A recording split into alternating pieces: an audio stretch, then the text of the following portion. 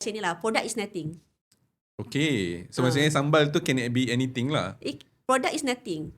Because kalau you berjaya kuasai marketing, you can sell anything. Tu je. Orang kata, sebab benda yang paling kelakar cakap pasal marketing ni kan. Siapa pernah terfikir satu hari dekat TikTok orang boleh jual pasir pantai? Pasir pantai Angin pantai orang jual. Batu yang orang buat rumah tu orang jual dekat TikTok. That is the power of marketing. So, bila you kuasai marketing, actually product is nothing. That's why you boleh nampak certain product tu, is actually orang kata macam, tak patut pun dia keluarkan produk ni. But because of the marketing tu sangat-sangat padu, people gonna buy. Juga. Itu yang Dato' Alif Shukri buat. Betul. Dato' Alif Shukri dia power marketing lah. Betul. Puan boleh breakdown sikit tak apa yang Dato' Alif Shukri buat berbeza dengan KA buat? Okay, beza Kalau Alif Shukri dengan KA.